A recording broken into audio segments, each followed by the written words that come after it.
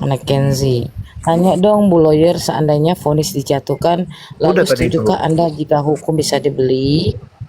Kemudian simple sih Bang, somasi aja kalau nggak suka seperti Robin Onsu. Kemudian aku bukan hakim, cuma cleaning service, mau bertanya lalu salahkah? Nggak salah ya. Kemudian fakta apa? Kan berarti dia budak. Coba kamu beli kalau punya uang 1.000, beli itu tuh buat korekan kuping yang Ketembat, bulat-bulat ketembat, ya. ketembat. Ya, jangan bilang fakta apa. Kita semua bicara fakta loh. Ya, cuman 1.000 doang kok.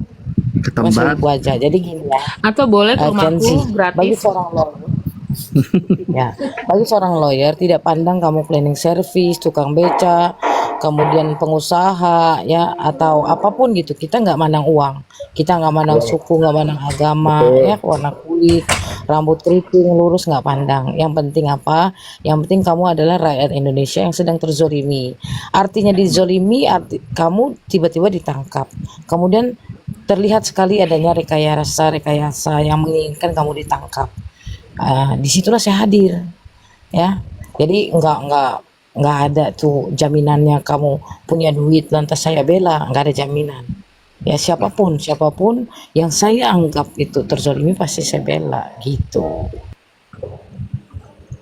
Gimana Kak Kenzi, sudah terpuaskan? Atau mungkin ada yang ingin bertanya lagi? Mumpung ada ibu pengacara. Tapi aku katanya dibilang abu-abu, Kak Sil, gimana tuh Kak Sil? Aku dibilang abu-abu. Nah, sekarang kan kita perlu ahli bahasa sih, artinya abu-abu apa. Kalau dalam dunia politik kan lo mau hitam apa putih, jangan abu-abu dong gitu kan, jangan di tengah-tengah dong, lo harus milih putih atau hitam kan gitu. Abu-abu dalam pandangan siapa ya kan, kalau pandangan kita itu sebuah warna dan Bener. warna itu menentukan apa kan belum jelas gitu. Tuh. Berarti konotasinya bisa berbeda pengertiannya ya, Kasil ya. Emang harus ada ahli bahasa itu. Tergantung dari segi mana dia melihatnya, pemaknaannya. Kalau konotasi warna ya abu-abu, warna hitam dicampur warna putih menjadi abu-abu. Kalau yang dalam bentuk yang lain ya itulah. Kayak seperti nggak pihak sana, nggak pihak sini, berarti tengah-tengah. Atau yang lainnya. Jadi ya emang harus mendatangkan ahli bahasa. Nggak tahu nih agendanya hari Kamis apa ya? Soalnya kayaknya nggak di. Nggak seseorang lantas gara-gara S2 menjadi ahli, nggak bisa. Aku pernah Kasil pengalaman jadi saksi ahli. Ahli apa? Tadinya aku tuh nggak mau datang Kasil. Panggilan pertama, kedua, ketiga. Akhirnya kan harus datang juga kan? Ada apa Nana cantik, ahli merayu ya? Ah ya ampun. Iya, dia ahli. Itu loh. Dia ahlinya, Kak. Enggak, akhirnya kan itulah pasien yang akan. Jadi kan aku tuh kan buat hasil pemeriksaan ya. Itu kan dipanggil jadi saksi ahli gitu. Terus aku kan namanya nggak pernah ke pengadilan. Kayaknya kan agak-agak bingung ya namanya di pengadilan. Dan kamu sekolahnya psikologi atau apa? Pokoknya abu-abu aja lah Kasil. Udah nggak usah nanya kalau begitu, males gue. Udah Nana cantik, you shut up udah. Enggak, aku cuma ceritain pengalaman tuh pergi ke persidangan, menunggu, kan nggak langsung ya Kasih lihat, kayak begini, kok nggak enak banget, kayaknya menunggu tuh kayak tidak menyenangkan ya, jadi tapi ya gimana, udah maju sih ya udah. Orang pengacara itu dibayar mahal karena menunggu itu, yang nunggunya yang mahal. Kalau aku kan dipanggil saksi ahli dari kejaksaan Kasih. Ya saksi ahli kan dibayar kan? Iya sih, pakai PNBP-nya kejaksaan kan, pakai ini dana DIPA. Itu berarti kan kamu dibayar, termasuk nunggu itu ya dibayar. Iya, tapi kan kaget aja Kasil ya ampun. Akhirnya kalau sudah dibayar. Iya, Nona ini ditanya dia bilang abu-abu. Kak Sil itu nggak suka. Buang waktu saya loh dia ini. Enggak kan biar kita lebih buang-buang waktu saya loh dia. Biar kita lebih dekat loh Kak Sil. Aku tuh sangat mengagumi Kak Sil loh. Serius. Kan aku suka nonton ya di komal-komalnya orang gitu. Keren nih Kak Sil ini. Ya ampun keren. Ternyata kita berada dalam satu room sekarang. Aku memberanikan diri untuk tampil dan bicara, dan itu adalah pengalaman yang nggak pernah aku lupakan. Tapi saya nggak suka abu-abu. Tadi kamu ditanya, emang kamu backgroundnya apa? Kamu jawab abu-abu. Abu-abu. Ya udah, itu ada yang orang ini loh. Siap. Oh iya, silakan Bu Rusmini. Ini ada Kak Sil. Mungkin saya rasa Bu Rusmini ya. Nggak tahu, Kak Sil masih digaskan nggak Kak Sil? Enggak, saya digaskan cuma jadi ini doang, promotor aja. Oh, promotor aja. Ya, ya, ya. Silakan Bu Rusmini. Oh ya siap. Selamat malam semuanya, Kak Sil. Malam Salam Bu. kenal. Iya. Mohon izin Kak. Kemarin kita sudah di Pomal juga. Pas kebetulan kan ketemu Mbak Vanes tuh bergabung. Kita ini satu paket loh sama Mbak Vanes. Kasus saya ini kan gitu.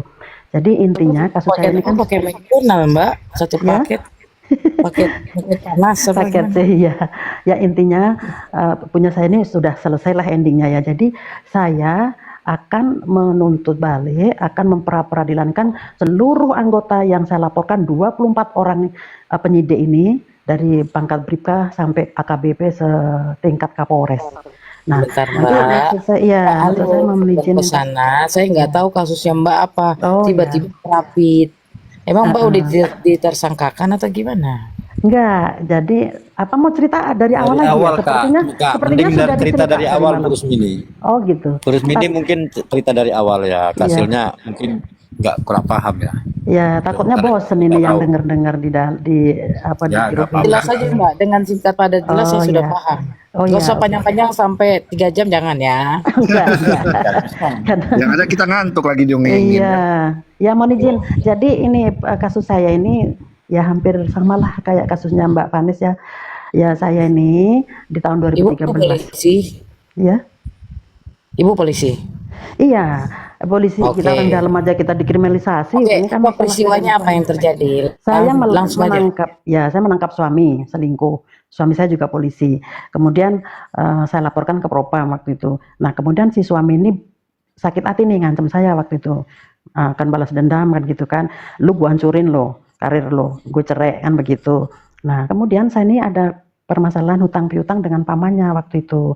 Nah, pamannya ini wajar dong minta tolong sama suami saya kan begitu, tolong dibantu angsuran yang selanjutnya karena udah saya angsur, itu kan hutang piutang perdata. Nah, paman si suami saya ini menyampaikan pada paman saya ini, kalau memang itu saya nggak mau ngurusin apa bayar utangnya Rusmini, tapi kalau kakak mau melaporkan Rusmini, ya saya bantu. Nanti saya beresin utang kakak dengan rentenir karena saya minjem sama paman minjem sama rentenir itu. Nah, dengan adanya disuruh suami saya melaporkan tadi, dipelintirlah rekayasa dengan penyidik.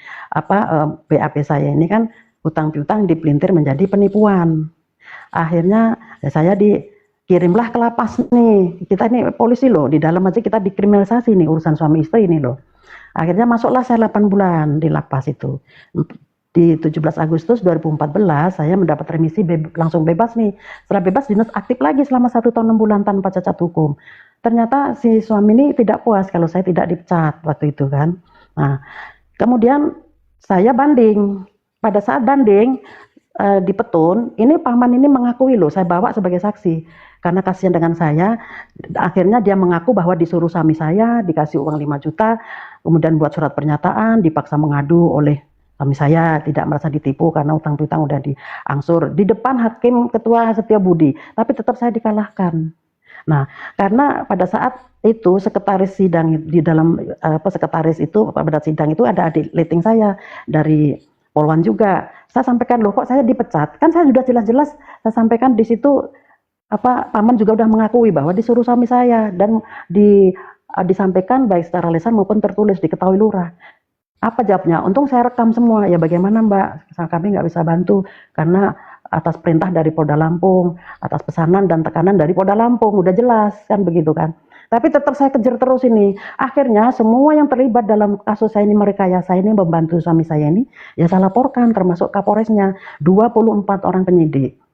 Semua yang laporan saya ini diberhentikan dengan alasan belum cukup bukti. Tapi tetap saya kejar terus. Sampai akhirnya kemarin saya sampai ke Komisi 3, sudah sampai ke akhirnya saya dipanggil Kapolri melalui Kadipropam. Oke lah, endingnya selesai lah ini ya. Nah, sama beliau akan dibantu dianulir PTDH Ibu.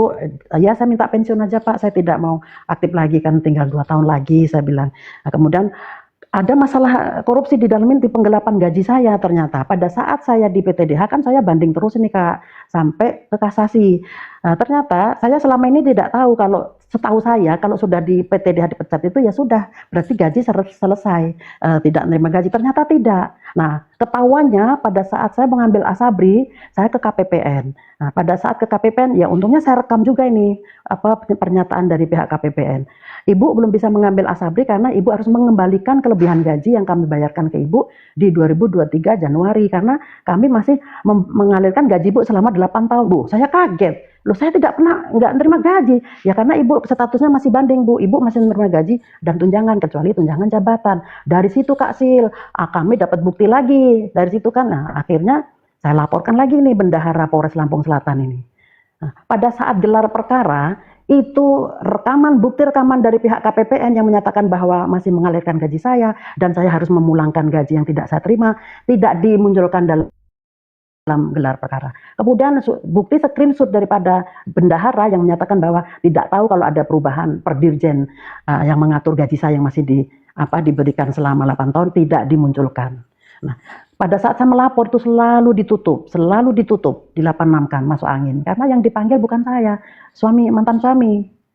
Jadi ditutup, selesai. Makanya sampai bergulirlah sampai 9 tahun ini. Endingnya sampai Mas Uya Kuya, sampai ke Alvin Lim pada saat itu kan. Jadi ini viral sekali nih, boleh dibuka di YouTube saya nih yang Polwan Polda Lampung itu, Aibtu Rusmini. Udah ya terakhir kemarin saya minta pendampingan karena kan belum ketemu Kak Sil, belum tahu saya ke Pak Solmat ini juga kan Mbak Vanes yang nganter saya ke beliaunya gitu loh. Makanya tapi kalau untuk berikutnya nanti ya kita nggak ke beliau lagi karena udah selesai tugas beliau kan. Nah, maksud saya Kak, untuk yang berikutnya ini saya tidak selesai di situ. Nanti kalau SK saya sudah turun, sudah keluar, dana saya sudah dikembalikan yang selama kurang lebih 1 M ternyata gaji dan tunjangan saya ini. Nah, baru saya akan tuntut balik ini semua ini, saya para peridilankan gitu loh Kak. 24 orang ini. Sampai sekarang tidak ada yang berani angkat bicara. Sampai Mas Uya Kuya menyampaikan waktu podcast, kalau yang dituduhkan Bu Rusmini tidak sesuai kepada ke-24 orang yang dilaporkan, silahkan ke podcast saya untuk konfirmasi. Kita memang udah janjian sama Mas Uya Kuya. Kalau memang dia berani konfirmasi, saya minta di hipnotis. Iya, tenang aja Bu. Tapi nggak berani sampai sekarang. Ya karena udah terbukti Kak. Semua laporan saya itu selalu dibuktikan, nggak cukup bukti karena kalian udah masuk angin. Dululah saya jadi penyidik, jadi kalian jangan main-main. Saya sampaikan. Nanti malu institusi. Ayo kita perang. Yang dalam hal ini kan bukan perang barang bukti. Ya tolong kata saya dinaikkan ke LP laporan saya masalah bendahara ini. Ada apa kalian? Berarti kan kalian udah masuk angin. Ini setiap saya melaporkan karena yang saya laporkan ini kan suami yang tajir melintir karena di Kasatpol Air Bakauni kan tempat armada ya mengangkut semua barang lah, barang halal, barang haram semua dihantam. Yang penting setor pimpinan. Saya kan mantan istri, saya kan bayangkari, saya polwan. Setiap dulu suami saya kalau mau setor ke pimpinan tuh ya saya yang masukkan uang amplop saya serahkan ke pimpinan. Mau berdalih apa lagi kalian? Saya sampaikan. Kejar kalian sampai liang kubur. Doker kuburan kalian. Akhirnya saya sampai ke Komisi 3. Kemarin kan rapat dengar pendapat ini umum kan RDPU. Tapi dari Pak Abu Murman sudah memberikan surat rekomendasi ke Pak Kapolri. Makanya kami sudah dipanggil Kak Sil. Jadi untuk berikutnya nanti maksud saya mohon izin untuk pendampingan itu. Untuk memperadilankan ini begitu loh. Mohon petunjuk Kak Sil gitu. Oke, Bu, Ya, Bu Rusmini ya bagus lah Bu itu salut Bu ya. Nah Ibu kalau sekarang melihat kasus NM pandangan Ibu gimana Bu? ya kan dari awal saya sampaikan itu sama aja itu udah kriminalisasi. Karena di dalam mafia peradilan ini saya sampaikan bahwa hakim, jaksa, polisi yang tidak amanah. Artinya kan tidak semua. Ini oknum yang bermain gitu loh. Memang bermain. Di depan membantu tapi di belakang bermain kan begitu. Makanya saya nggak Dari Ibu ya lihatnya ini kan di Komal kan ada hampir 100 nih Bu ya. Nah Ibu mungkin itu bisa menyampaikan ya sesuai Ibu lihat di persidangan pandangan Ibu seperti apa ngelihat JPU, ngelihat hakim seperti apa Bu? Terus saksi-saksi gimana Bu? Menurut Ibu kan ya paham lah ya Ibu kan di Iya. Coba Bu, Ibu bisa sampaikan Bu biar teredukasi Bu. Iya, selain paham juga, satu memang saya kan penyelenggara hukum, memang kita yang ya pelaku hukum. Yang kedua saya ini saya terapkan saya contohkan diri saya sendiri yang saya alami. Ini loh, saya seorang yang di dalamnya nih intern kepolisian, ini suami istri loh, polisi, di dalam aja saya dibuat seperti ini. Ya karena itu tadi, selalu dibayar masuk angin. Emang benar Ben Sukatani bayar-bayar itu. Ya nggak ada bedanya dengan kasusnya Mbak Nikmir. Dari awal saya sampaikan, waduh digoreng ini udah. Ya saya sampaikan seperti itu ya saksi kan buktinya paman itu kan mengakui akhirnya. Karena kasihan dengan saya, gara-gara kenapa kakak mau melaporkan saya, karena saya dijanjiin deh, ternyata setelah saya ngelapor ke kamu, suamimu pindah lari ke Polda Metro Jaya, nggak ngomong-ngomong sama saya masih diuber-uber sama si rentenir itu, akhirnya kebuka semua. Ya, dibayar dia 5 juta, paman saya dikasih, ngaku semua, akhirnya saya laporkan balik keterangan palsunya paman saya ini. Nah, ya itulah, karena memberikan keterangan palsu pada saat disumpah itu berarti kakak kan sudah memberikan keterangan palsu, meninggallah di lapas, saya laporkan balik. Ini saya akan mengantem yang 24 ini, saya nggak main-main, lihat kalian, saya tunggu, sekarang kalian boleh bernapas dulu, saya bilang.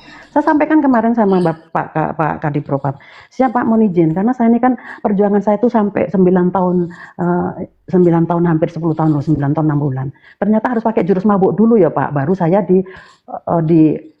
dibantu, kan begitu kan, harus malu dulu seperti ini, kan harusnya nggak seperti ini Pak. Ini kan kasus keluarga loh, saya melaporkan suami selingkuh kok malah saya yang dikorbankan. Saya sampaikan waktu dipanggil ke Mabes Polri itu, makanya nggak ada sampai sekarang ini yang angkat bicara.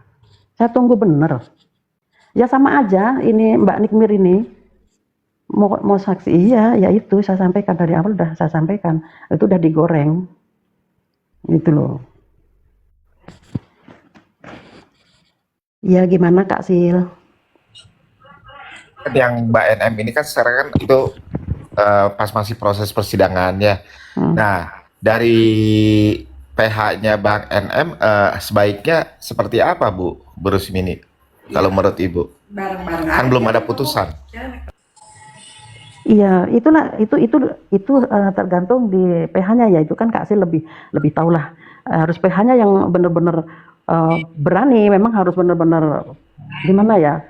Ya benar-benar harus berani lah, harus ekstra gitu loh. Nggak bisa nggak, karena ini udah sampai ke atas ini. Kalau kita lemah itu udah kepala tanggung, seperti ini harus gempur terus.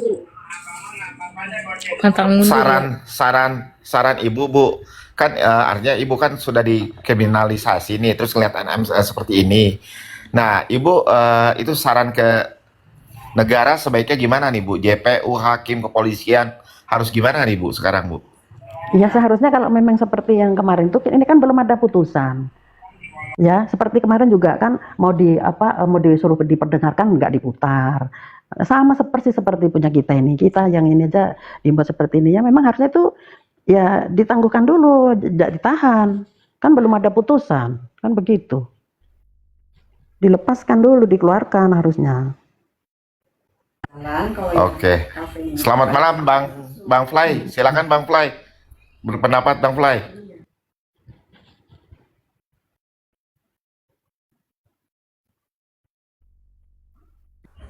Kasil. Ya, sorry baru lain karena mau kasasi. Mbak Rusmini, saya mau tanya begini. Ya. Mbak Rusmini berarti sudah ada pengacaranya ya? Iya, tapi kan bidangnya lain-lain. Ya, jawab aja dulu Mbak. Ya. Sudah ada pengacaranya Mbak? Iya. Ya, kalau Mbak sudah ada pengacaranya, kita nggak bisa, apalagi khususnya saya, memberikan arahan masukan, karena itu menyangkut kepada kode etik Mbak. Ya, jadi kalau Mbak cerita kemana-mana seolah-olah kan nanti pengacaranya nggak kerja, jadi nggak enak. Kalau saran saya Mbak Rusmini stop untuk membicarakan hal tersebut di media, kecuali kalau pengacaranya mendampingi Mbak gitu loh. Ini saran saya aja. Oh iya. Pahami kerja kami ya Mbak ya. Kalau enggak sih saya udah kasih masukan banyak sekali, cuman karena Mbak sudah ada pengacaranya ya, air striker ya, naik nggak bisa. Mohon maaf sekali. Ya. Oh ya, ya ini makanya kan di sini kan kita bisa curhat, seperti apa kan, makanya ke Kak Sil kan. Tapi kan kalaupun ini kan kita lepas, misalnya kita dari pengacara kita cabut, kan kita bisa. Ya Mbak kan belum cabut. Beda sama Vanessa. Vanessa udah cabut. Iya. Sudah saya pegang Vanessa. Beda. Baru cabut dulu, baru bisa bicara gitu loh. Jangan sampai kita ini kena kode etik Mbak. Mohon maaf banget kalau kasihan sama kita ini ya. Mm-mm. Kalau Vanessa jelas sudah 100% sama saya karena dia sudah cabut, Mbak. Beda. Iya, heeh. Ya kita nanti Jadi makanya maksud saya kita bilang, nanti, ini sepaket sama siapa? Karena beda banget enggak, kalau maksudnya sepaket. Maksudnya kemarin saya sama Mbak Vanessa itu waktu ke Pak Surmat berdua gitu loh. Oh Bukan iya. sepaket itu bukan. Kalau Mbak Vanessa sudah cabut, jadi saya yang pegang sekarang, Mbak. Oh iya. Iya maksud Beda. saya itu bukan sekarang tapi nanti setelah keluar SK saya kan Ya, baru ya diproses. Mbak mendingan selesaikan dulu dengan pengacaranya. Yang Mbak Rusmini ya. Oh, iya Mbak Mbak paham sih. lah, Mbak polisi kan? Iya, siap. Paham Iya. ini kode etik kan? Iya. Oke, makasih Mbak. Ya. Oke, dilanjut ya, Mbak, Mas semuanya. Kita mau istirahat dulu. Ngomong. Ya, Ya, terima kasih. Tetap semangat ya. Ya, makasih. Tetap semangat Bu, Ibu Rusmini. Ya.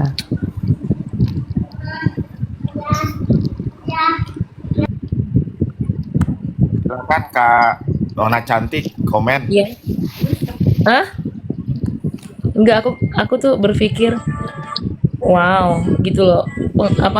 Memang bener sih kata Kasil, karena kan ini kan masalahnya pribadi dia banget ya. Terus kan udah menggunakan pengacara yang lain gitu ya. Terus kalau di ini ya nggak enak lah Kasil maju juga. Boleh, etik. Ada MA, ada. Boleh, Kalau bagaimana sejawat? Iya, termasuk dia. Terus tapi aku agak gimana ya, kaget, bingung dan bercampur lah gimana dia dikriminalisasi, dia ngejalanin, akhirnya juga di pekerjaan juga akhirnya dipecat, dia berjuang untuk bisa memperoleh kepetun, untuk dia tetap bisa menjadi pegawai kan, karena kan kesalahan dia kan juga masalah keluarga ya. Tapi ternyata keren juga lah Bu Rusmini, dia tahu kok apa yang harus dia perjuangkan, langkah mana yang dia ambil, yang akhirnya dia didengarkan sampai ke DPR, sampai akhirnya institusinya peduli, akhirnya dia menjadi pegawai kembali, dihidupkan tapi dia memilih untuk menjadi pensiun. Gak apa-apa sih, tapi kan pensiun itu kan dia masih tetap disupport oleh institusinya. Dan dia tuh bisa tahu loh, seorang ibu dizolimin oleh suaminya, yang suaminya selingkuh lagi, terus dia dimasuk penjara, tapi dia tidak berhenti di situ, dia berjuang, tak, langkah apa yang harus aku ambil, aku harus memperjuangkan apa, sampai kini keren lah Bu. Kami pun belum tentu bisa seperti itu. Orangnya udah nggak ada, Nona Cantik, ngapain ngomong? Ada orang baru. Enggak, aku cuma ngebayangin aja sih. Itu aja. Nama cantik. Ya, selamat malam Bang Rey, Bang Play, Bang MA, selamat malam. Warahmatullahi wabarakatuh. Selamat malam semua. Bang. Ya. Apaan sih suaranya kayak di dalam embel, Rey? Iya, Bang Rey, suaramu kayak dalam ember, Bang. Masa iya sih? Iya, bergema-gema kayak Abang lagi di toilet kah atau di mana gini? Enggak lagi di ini ruangan. Oh, bergema, Bang. Ya, kayak Iya. kayak bergema dalam ember.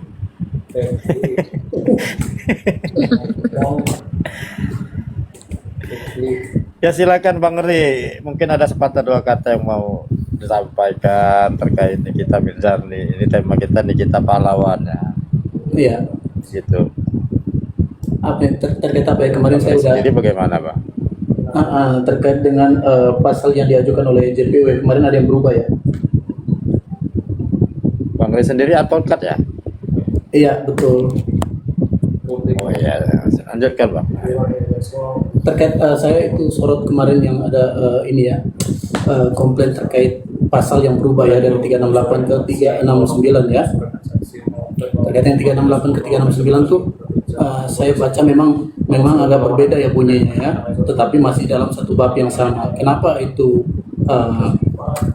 JPU merubah pasal tersebut? Karena memang terkait dengan pembuktian di pengadilan, mungkin disesuaikan dengan fakta yuridis yang telah diperiksa oleh JPU. Ya kan JPU membaca berkas ya. Apa permasalahannya? Tidak ada permasalahan karena memang JPU tugasnya untuk membuktikan atau menyajikan alat bukti dan bukti-bukti di persidangan. Maka dia harus ya menyesuaikan pasal-pasal terkait dengan pembuktian atau fakta yuridis di dalam persidangan.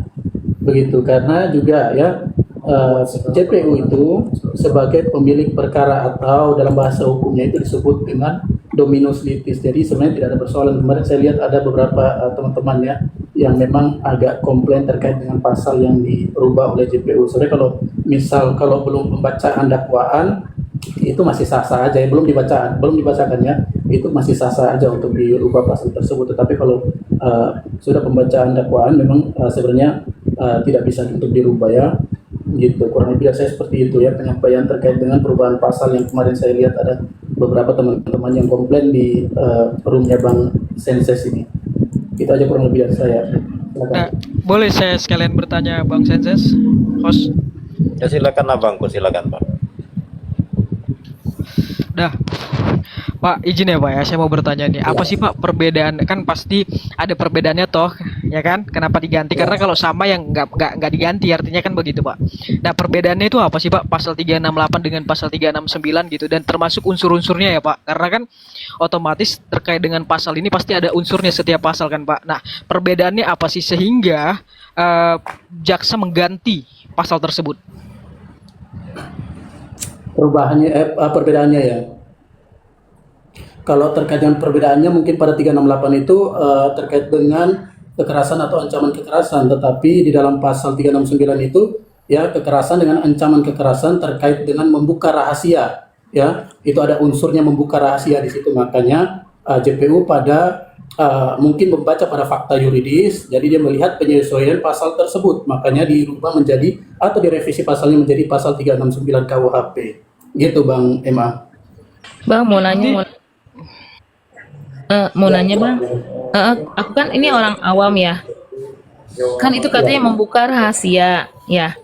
Nah kalau ternyata rahasia yang dibuka itu adalah fakta gimana Bang? Ya itu tergantung pembuktian nanti di pengadilan Kak. Kalau memang itu tidak ada unsur kejahatan atau sebagaimana yang dimaksud di dalam pasal 369, harusnya dakwaan daripada jaksa harusnya patah. Sebentar, saya ralat sedikit ya, Ray. Di pasal 369 tidak ada ancaman kekerasan. Ingat, jadi beda 368 dan 369 itu adalah persoalan alatnya. Kalau di 368 ancaman kekerasan, kalau di 369 ancaman pencemaran nama baik, tidak ada kekerasannya, Ray. Jadi jangan Sorry, salah memberi edukasi nih. Oke, siap Kasil. Sarah, soalnya itu kekerasannya nggak ada ya? Iya, kekerasannya nggak ada Kak. Sorry. Ya, jadi alatnya beda 369 dan 368 alatnya.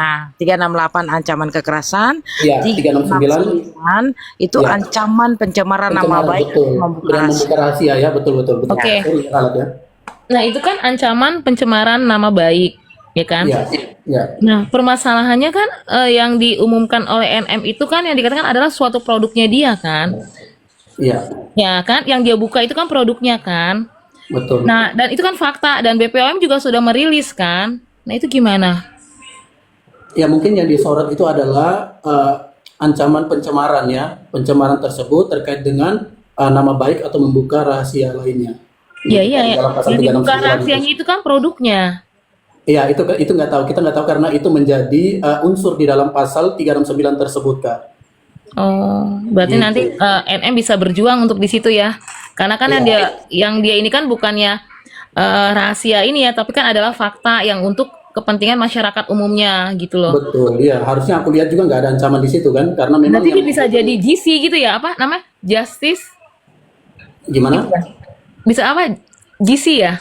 GC, Justice Kolaborator, Restoratif Justice mungkin. Oh iya, restoran justice. Dia bisa dong ya, karena kan dia memperjuangkan tentang produk yang memang overclaim. Ya, terkait dengan RJ itu memang tiap tingkatan tuh ada ininya ya, ada RJ-nya masing-masing di tingkat penyidikan di kepolisian, di kejaksaan, sampai pada tingkat pemeriksaan di pengadilan itu berdasarkan Perma nomor 1 tahun 2024. Tetapi RJ tersebut harus berdasarkan kesepakatan atau perdamaian ya kedua belah pihak, terus harus menguntungkan kedua belah pihak juga, dan juga ancamannya itu di bawah 5 tahun ya kalau nggak salah. Terus ada juga bukan residivis, itu terkait dengan alasan-alasan restoratif justice Kak. Oh gitu. Terus mau nanya, berarti kan kalau kemarin kan mungkin BPOM belum mengeluarkan tentang produknya. sekarang kan BPOM sudah mengeluarkan produk, mungkin akan nanti ada pergeseran lagi ya dengan kasusnya ini ya. Mungkin terbantahkan lah yang tuduhan dari RG terhadap NM. Iya, saya nggak tahu ya. Mungkin Bisa mentah itu. Salah satu pihak mungkin menghadirkan BPOM ya sebagai saksi ahli di persidangan juga bisa-bisa aja kalau masih berkaitan dengan perkara tersebut atau dakwaan tersebut. Nah, kalau misalnya menambahkan atau menambahkan dokumen yang dikeluarkan oleh BPOM itu bisa juga nggak sih, Bang Rey? Karena kan di situ disebutkan juga produknya RG kan? Iya, bisa-bisa aja karena kedua belah pihak itu diberikan kesempatan yang sama untuk membuktikan, Kak. Kalau JPU membuktikan, ya penasihat hukum membantah atau menyangga ataupun bisa menghadirkan ya bukti ya, karena dalam asas ya audi et alteram partem, kedua belah pihak itu diberikan kesempatan yang sama di hadapan hukum. Gitu, Kak. Iya, berarti itu bisa nanti berbalik jadinya. Karena kan memang itu ditandatangani oleh negara itu. BPOM kan salah satu institusi kan, kebagian dari. Jadi ya bisa itu hasil yang dikeluarkan tanpa menghadirkan juga kan, bisa nggak sih tanpa menghadirkan BPOM tapi hasil itunya itu dikeluarkan gitu loh. Kan itu resmi loh ya, tanda tangannya resmi, ininya resmi, itu bisa sebenarnya. Iya, jadi rata-rata pada perkara-perkara misalnya perkara-perkara adanya otopsi atau visum et repertum biasanya untuk membuktikan pembuktian kebenaran material ya, itu JPU atau penasihat hukum tuh menghadirkan ya dokter yang memeriksa ya terkait dengan produk tersebut, dia nanti menjelaskan di pengadilan. Harusnya kalau misalnya itu ada rekomendasi dari BPOM, baiknya untuk menguatkan